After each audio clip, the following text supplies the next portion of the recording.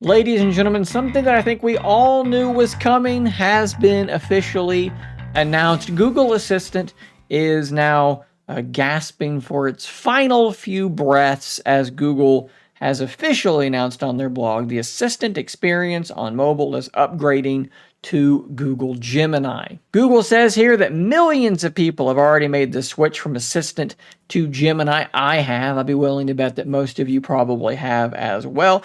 And they're telling Google how helpful the new AI-powered features are in their daily lives. The degree to which that's true is probably a little bit up in the air. We'll talk about that here in just a little bit. They are going to begin, though, regardless, rolling Gemini out. Over the coming months, we're upgrading more users on mobile devices from Google Assistant to Gemini, and later this year, the classic Google Assistant will no longer be accessible on most mobile devices or available for new downloads inside mobile app stores. Google Assistant is well and truly going away. Again, this is something that you should have all seen coming as they do push more and more features into Gemini, and as they have improved Gemini quite a bit, not just in its actual performance, but with the extensions that they have brought on board. When Gemini launched as Bard about a year ago, it had a lot of problems. There were a ton of things that it just could not do.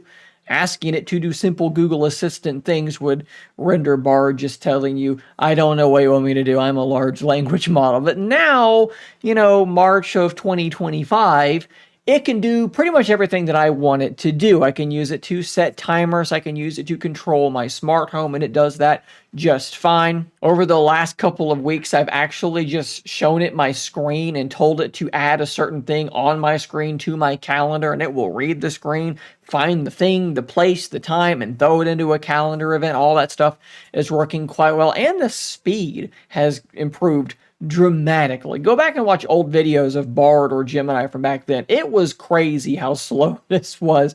It has sped up like dramatically. Even still, I know that there are things that Gemini can't do that Assistant at one point at least was able to do, but it is a little bit of a blind spot for me because, like I said, all the things that I used Assistant for, it seems like Gemini handles just fine now. So I'd love to hear from you guys in the comments down below. What features do you still not have in Gemini that you do miss from Google Assistant? I would just, for my own information, I would just love to know what you guys are still missing. So please do drop those comments down below. At any rate, though, I do think it's kind of crazy to take something like Google Assistant that's been part of Android for so long, almost a decade, and to see that going away. And I think that this is a lot like a lot of other Google-killed products where it's just being replaced by something newer that, in theory, should be able to do all the things that it was doing, plus more things.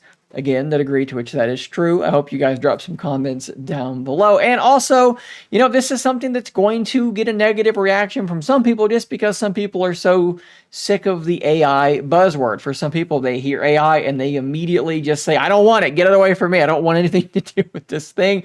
So taking Google Assistant that worked fine for a lot of people and replacing it with this AI large language model thing, I think is going to draw ire from some people, even if it was something that, again, we all saw coming. I'm reminded of a line from the end of No Country for Old Men. You can't stop what's coming. It's all waiting on you.